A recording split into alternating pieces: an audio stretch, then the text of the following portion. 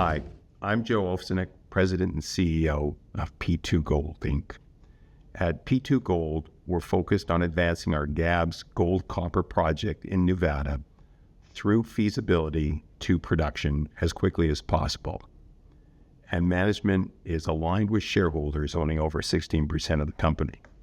As usual, I will be making forward-looking statements throughout my presentation.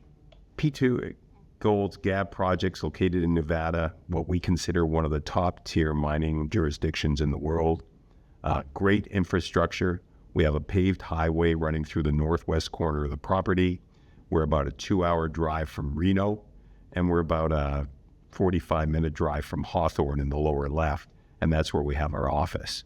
There's power on the property, and water was permitted on the property in the early 90s, and we filed for a permit for water as well.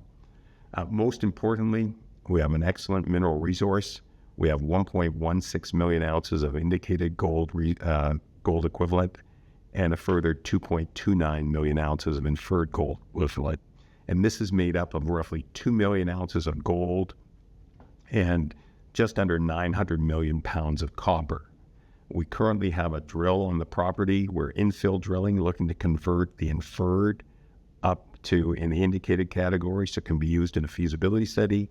And we're also looking to expand the resource. We feel near surface mineralization is probably closer to 4 to 5 million ounces of gold equivalent and not 3.5. So we'll have an updated resource estimate coming out in mid 2026, and we're targeting a feasibility study for later that year.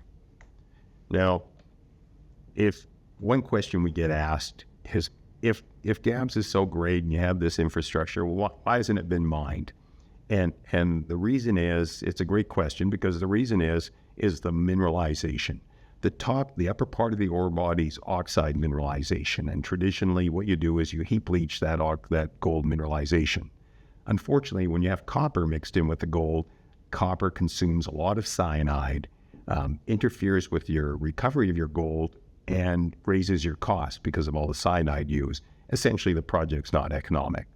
The big game changer for Gabbs occurred in the late 90s, early 2000s with the development of the SART process, which allows you to recover the copper, and you get a payable for it, and recycle the cyanide to keep your costs down.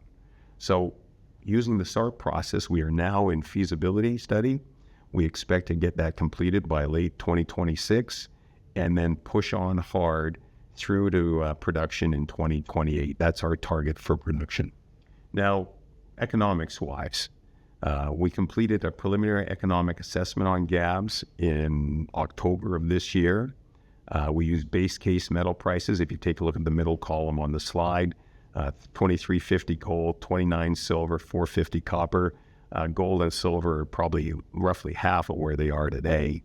And if you look at the down-a-ways, you can see our internal rate of return was almost 34% at these base case prices. NPV 15, a 15% discount is what we look at because, production, our target for production is not till 2028. So almost $300 million. NPV 5, which is in the middle of the page, which is your traditional discount rate for a gold project, 5%, we're close to $1 billion of net present value. If you look at spot prices, I ran these prices on last Friday on the 12th, 43.46 gold, $64 silver, 5.36 copper. And you take a look at the NPV 15, almost $1.2 billion, rate of return of almost 93%. And the NPV 5, again, that's the traditional discount rate for a gold project, over $2.7 billion at spot prices. Now remember, this project is within a company with a market cap of $75 million.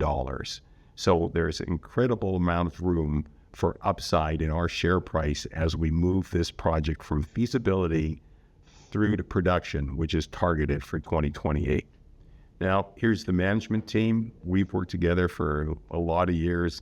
Ken and I have worked together since the mid-90s. Michelle joined us in the early 2000s. And what this team did, we worked together at Silver Standard, built Silver Standard into now what it is known as is SSR Mining, a major gold producer. Our big claim to fame, Pretium Resources, our team discovered and built the Bruce Jack mine in northwest British Columbia. So we know what it takes to take a project from discovery right through to production. And that's what we're planning to do with P2 Gold. Thank you.